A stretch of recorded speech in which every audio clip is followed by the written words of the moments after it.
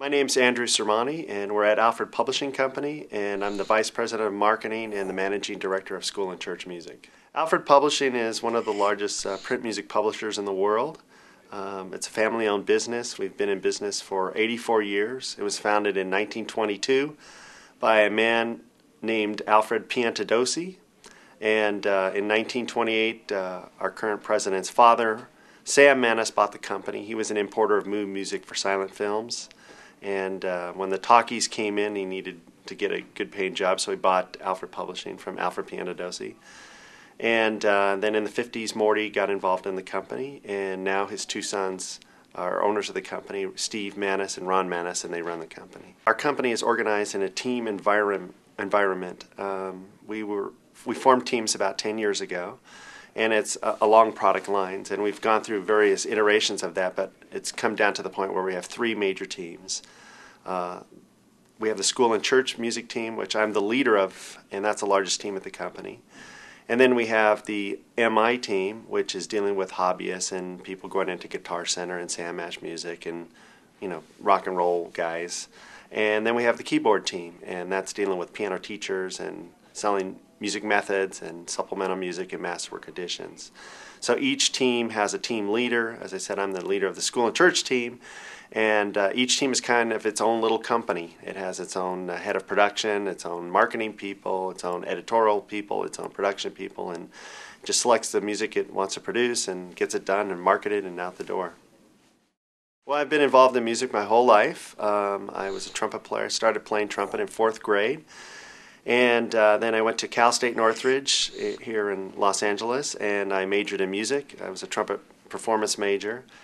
And I graduated in 1986 with a Bachelor of Music degree.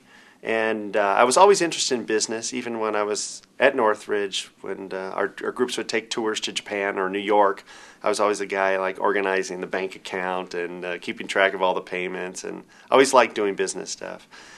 And then after I graduated in 1986, I worked for a company that took groups to Japan on tour. We actually went to Hawaii and Japan. The Berkeley High School Jazz Band, which in that time Joshua Redman was in the band. He was in high school at that point. And we also went to Japan. And that group who had taken us to Japan, I went to Japan with our jazz ensemble at Northridge and also our wind ensemble.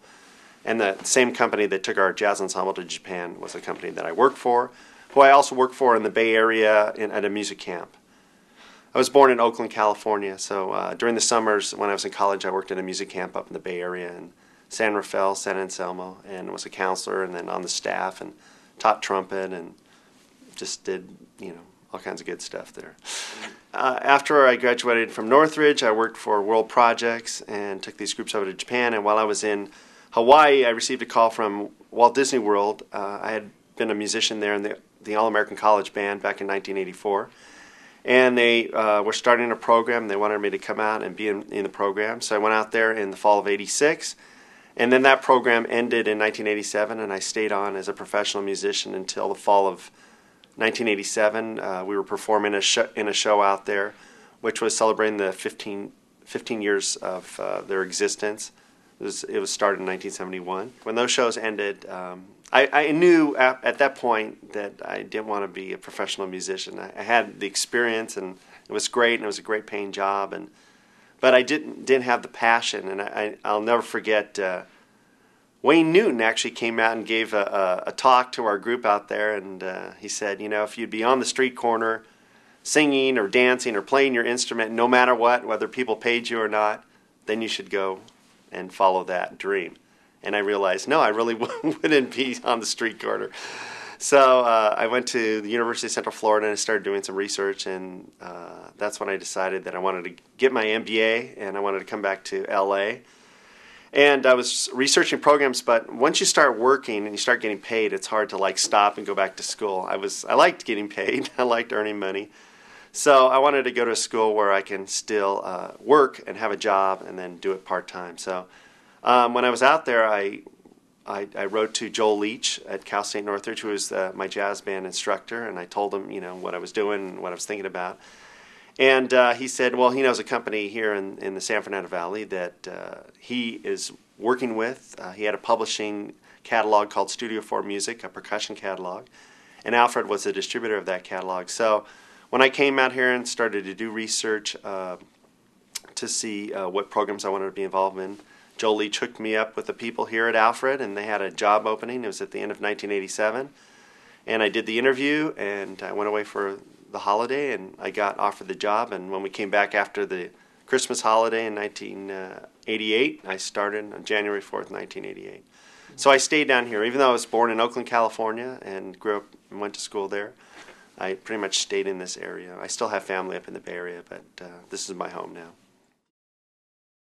You know, having the education gave me the firm foundation, and just, you know, first of all, understanding the structure of music and music history, and being a performer and doing concerts and traveling and you know, doing the analysis. And then also I got a, you know, a general education as well, and took business classes and all cross-curricular activities. So it's really important to get that degree to have a basic solid foundation. And then from that point on, when I did my MBA, which I also did at Northridge, I got that specific skill, which was, you know, the marketing, the finance, the statistics, the management, all the specific, you know, training that actually helped me so much in my job. And it was actually great to go to school while working at the same time, because I can immediately apply it to, you know, my job.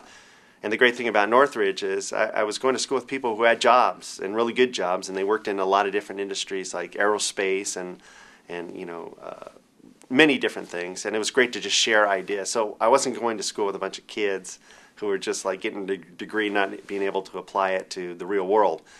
I was there with people in the real world, and they just wanted to improve their technical, their business chops. So that was a great experience, and it really helped me on my job, and I think I was able to bring a lot to the company with that. So yeah, my education in music was very valuable, and then my education in business was really important as well.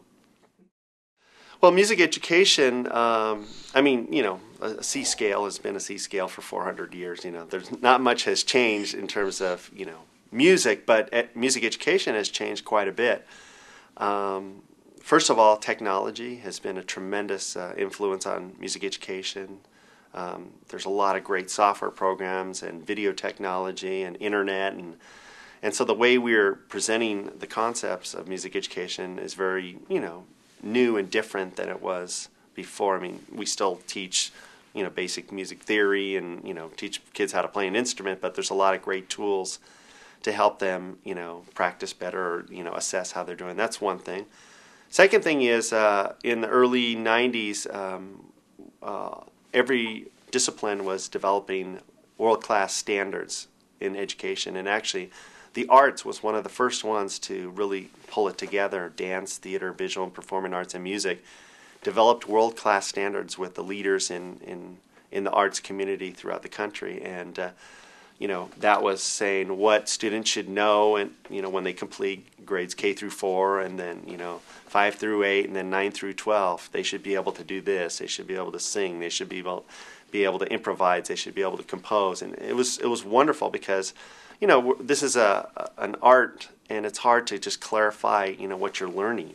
It's not like math. Well, you know, you know how to do this function, or you know algebra, or you know geometry. But so in a way, it can be like that, and through the standards, we developed certain benchmarks of what everyone should know. And then as a result of that, then we started developing materials. I mean, us as publishers, we developed band methods that address the national standards, and orchestra methods, and general music materials that, you know, took the national standards and introduced our concepts in a way that address those standards. And it's not only national standards, it's state standards. California has their own standards, and Florida has their own standards, but they're all pretty much based similar on the national standards. Texas has their own set of standards, Texas Educational Knowledge and Skills.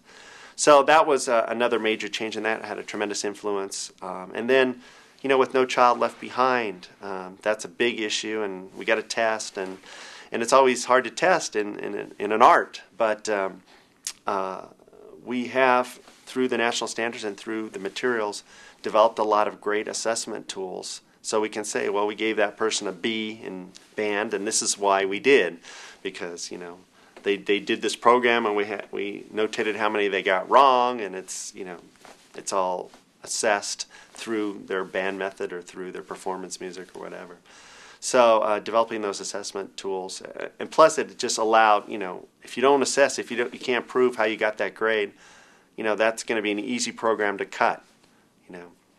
So I think the arts, especially music, has gotten on board with that and said, we have got to play in this world just like every other discipline and prove, have to show exactly what is being learned in our program and how we're assessing that and how the progress is going forward. First of all, I want to talk about the opportunities in music education because there are tremendous opportunities in music education. Someone mentioned a figure to me that there are 14,000 unfulfilled music positions out there in the United States right now. Now, I grew up in California in the 70s, and I went through Proposition 13, and I was in a great summer music program, and it got cut. And, I was here at a time when music programs were strong, and then they started to just diminish. But through the efforts of the National Coalition on Music Education and the national standards and, this incredible music and brain research and wonderful publicity led by our trade organization, NAM, and these organizations, we've, gotten music to be recognized as just as important as math and science. As a result, now we have these openings, but we don't have enough teachers to fulfill them. So my hope is that we get people to go into the profession, people who are really dedicated, who want to make a career out of it. It's a wonderful profession, music education. The greatest influencers in my life have been music teachers, and they change people's lives forever. So it's a wonderful opportunity in music education. I want great, talented people to go out and go in there because we're losing, people are retiring all the time. So we have a huge population out there. Baby boomers like me have children in schools and they need music teachers. So that's the first thing related to music teaching. As far as business, there's a lot of opportunities in the music business. Specifically in my field, which is print music publishing, there's a handful of music publishers around the country, and we have various jobs at our company, from sales, selling to music stores, that's who we distribute our music to marketing directly to teachers and marketing to end users, to accounting and finance. Then there's editorial and production. We have to produce these books and videos and DVDs, and so production people who help put all the product together. Editors who select the music and work on it with the authors and make changes and get it ready for production. And general and administrative office services and business affairs, dealing with licenses and getting copyright clearances and all kinds of good stuff, and dealing with foreign publications and translations and all that kind of stuff. So there's a lot of opportunities there in the music publishing, and this is just one aspect of it. There's manufacturers, and there's music retailers, and really the organization, the main trade organization for us is the NAM, which is the National Association of Music Merchants. And every year they have a couple trade shows. One is in Anaheim in January.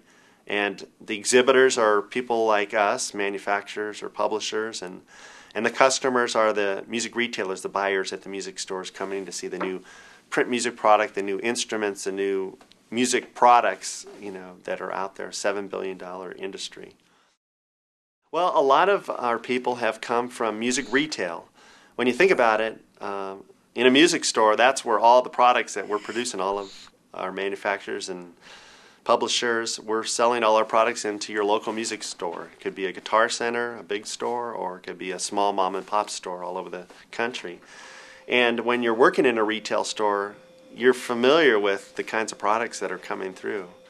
There's also specialty print music dealers out there, like a Stanton's Music in Columbus, Ohio, where they're carrying music of all publishers. And if you're working as a person in a store, you're becoming familiar with all the materials that are published by all the publishers. So a lot of our people, especially in the sales department, our most valuable referral comes from a music store, because, especially a print music store, because they know our product because they sold it, plus they know our competitor's product. As far as editorial, you have to have really high music skills. So our people are all musically trained bachelors and masters, and they've been teachers as well. The best editors are those who have actually been out there teaching the materials as well. So they're the super musicians out there that select the right music. Our string editor, he taught for 25 years, so he knows exactly the kind of material. So he's a great musician, plus he knows what's going to fit that junior high orchestra.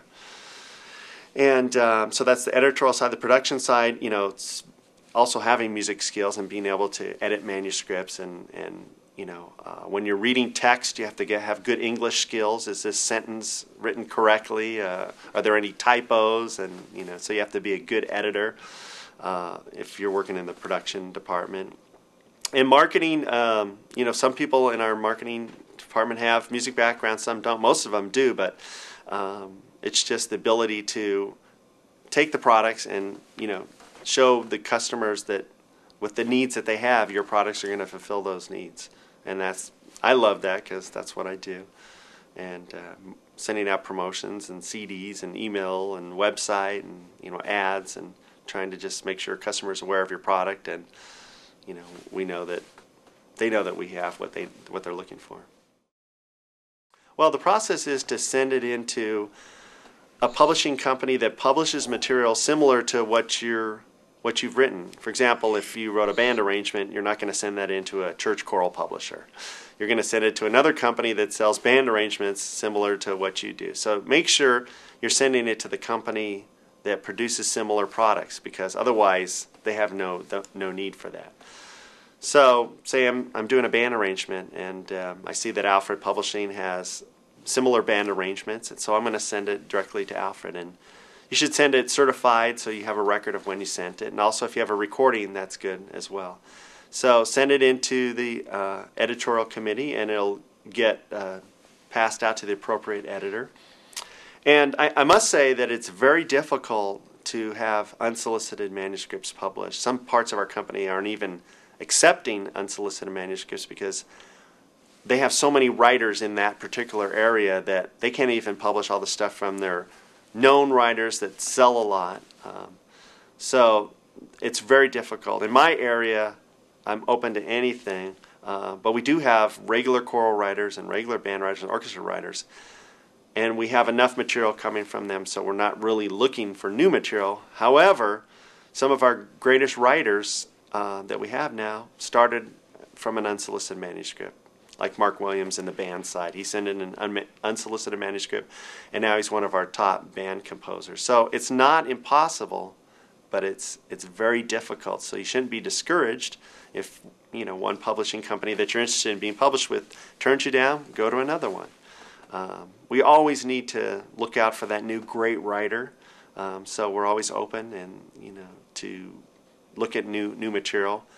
We get a lot of unsolicited manuscripts. It's just part of our process. But it's difficult, but it's not out of the question. So send it in. You never know what's going to happen. Music publishing is quite broad. I should start from the point of the actual publishing is owning the copyrights. We have major publishers, like the company that we work with is Warner Chappell Music, which is here in Santa Monica. I mean, they're the ones that actually own a lot of the copyrights that we license. We own a lot of our own copyrights as well. So there's, the publishing companies that actually get those songs, used in movies and performed on record albums and performed in public and used in print music. There's that part of the publishing. We're involved in the print music publishing. We're creating printed music products and instructional DVDs and piano vocal folios, from original compositions as well as, copyrighted songs that we don't own, but we just have the rights to print. Like we have a long-term license agreement with Warner Chappell to do Warner Chappell-owned pieces in our printed music. So they're a regular, EMI publishing company or Warner Chappell or several companies that own copyrights, and then there's print music publishers like us that take those copyrights and turn them into printed music and use the songs in our method books and our song books, etc. So, there's always opportunity. We always have openings. In fact, I think there's a place on our website where you can look for job opportunities at our company. We have a HRVP that post job openings. So I mean, across the board, openings in sales or production or marketing. There's just, natural turnover. People leave, people move on. We have a guy who's leaving to go back to law school back east, and so there tends to be always openings. Now that we're getting a much bigger company than when we were before, there's always an opening in some department. So once again, you have to find out which area you're interested in. You can't just say, I just want to work for a publishing company. Well, what do you want to do? Do you want to sell? Do you want to do marketing? Do you want to do editorial? Do you want to do production? Do you want to do business affairs? What part of music publishing are you really interested in? There's many aspects of it. Being active in the professional association is very important. I mentioned the National Association of Music Merchants, or NAM. There's just wonderful opportunities through NAM. There's NAM University. There's the trade show where we have exhibitors, but on top of the exhibits at the trade show, there's seminars and conferences on how to run your sheet music department at a music store, or how to deal with certain aspects of the business. So it's a tremendous learning opportunity. NAM is one association that we have. We also have the Retail Print Music Dealers Association, which is music stores that sell print music. And then there's the National Association of School Music Dealers, those dealers that sell school instruments and school supplies. There are a lot of organizations in our industry, and it's just a great some of them do magazines and publications and websites and newsletters, and it's just vital to be a member of that, to not only learn about aspects of the business, but to network with other people. You meet somebody in that organization, and then you work out a plan. Like we did at one point the Yamaha band student, because we knew the people from Yamaha, and so we did a band method with their instruments, and we worked together on a project. So great things can come out of being in the organization, these associations, because networking is a critical part of our business. Music technology is a very exciting front and development in music education. I can't think of a better time than right now. We actually have an organization called the TIME, which is called Technology in Music Education, and they present conferences throughout the year, and also training sessions for music teachers on dealing with technology. The thing you have to realize is, there could be teachers out there that are my age, in their early 40s or late 30s, and we kind of just came out of school right before the PC came in. I was graduated from, I had my master's degree before the internet became in existence. But our kids, and the kids in school now, they are so comfortable with it. I have 2 young boys. They have no problem sitting down at the computer, going on the internet, playing software programs, doing video games. There's no problem at all. And so we have to address that, because they love that. That's a connection. They love to play with computers and software and technology. And if we don't incorporate that into our teaching, we're history. They're going to be bored. They're going to drop out of our program, and they're going to go do something else. So it's absolutely essential that people who are going to be teaching music get up to speed completely on the best technology. And those teachers that do, there's a waiting list to get into those programs. There's a program over here in the Valley where they've got Mac computers, they've got keyboards, they've got incredible equipment. They're editing, adding music to films. They're just doing all kinds of incredible stuff. Their students are being hired by the movie industry. There's just tremendous opportunity. So in all aspects of music technology, you've got, like I said, engraving programs like Sibelius, Finale. There's others, so you can do the music electronically. There's sequencing programs to do recordings. I mean, you used to have to go to studios and spend thousands of dollars, when in fact now you can do this all in your garage with the right computer and software and microphone and sequencing. And there's computer-assisted instruction, and there's digital audio and tons of internet tools, and it's changed tremendously, and And we've had to address that ourselves. We've had to provide software programs that correlate with our methods. We've had to, now it's just a given. Most books go out with a book and a CD. There's an audio CD that goes along with it, and sometimes the CD is an enhanced CD where they can play it in their computer and just get that song and speed it up or slow it down, or if it's piano, turn out the left hand or turn out the right hand, or just having the accompaniment. And we've had to incorporate technology into all our materials and have internet components and download this file from the website or whatever. It's exciting, and we have had to partner with other companies. We're developing materials for computer labs. We have all kinds of software and video out there for our products.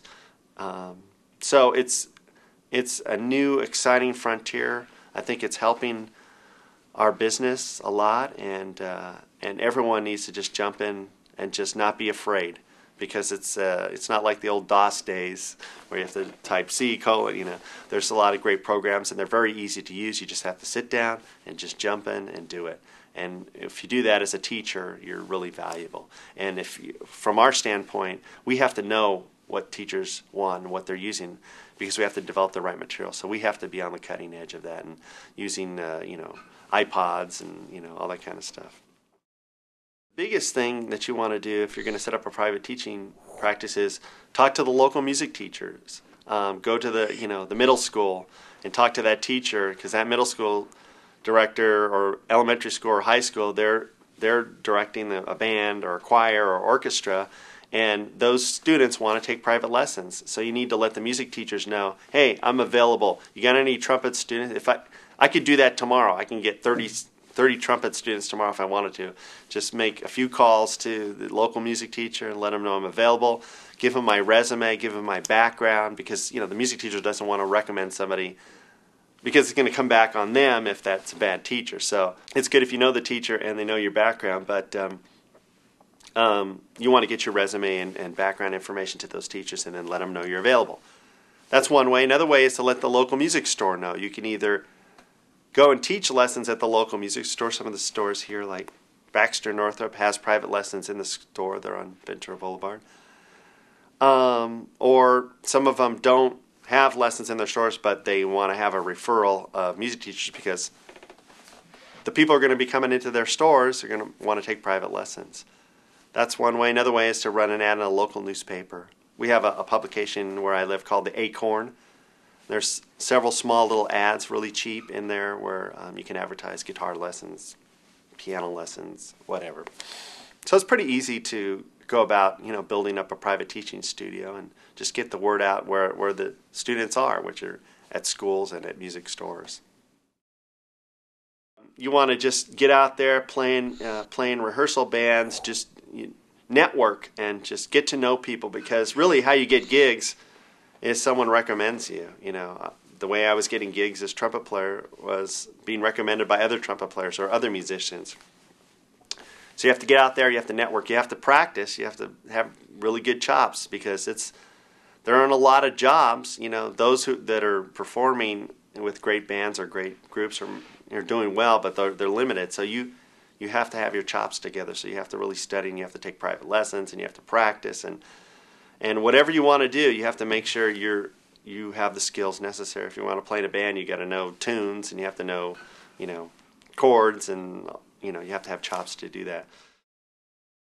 As far as music educators, you have to have a good background, not only in music as being a performer or whatever, but you have to have a good background in methods on how to teach. Just because you're because I play trumpet doesn't mean I can teach. That's a whole different skill. How do you explain? I mean, I can pick up my trumpet, I can play a really high note, but how do I explain it to that fourth grader? Okay, put your lip like this, get your air going, watch your embouchure, etc. You have to be able to explain things. You have to be able to teach students. So you have to really make sure you go through music education training programs with colleges and get your teaching credential, meaning you can play, if I'm a trumpet player, I can play string instruments. Because, if I'm standing in front of a band and I'm a trumpet player, that's really no help at all. I got to know how to finger every note on the flute and the clarinet, and if that saxophone player is having trouble, okay, put the reed more in. I have to know a lot of stuff. So if you're going to go out and you're going to direct a band, you better know those instruments inside and out and all the challenges of them. If you're going to direct a choir, you have to know how to breathe, how to carry your tone, and you have to be ahead of the students, or else they will eat you alive. If you're on it and you know what you're doing, then you will inspire them and you'll get great results. But if you don't, it's going to be not a good experience. So get your chops together as an educator. Make sure when you go out into in front of that orchestra, that band, or that choir, you know what you're doing. You know what you're talking about.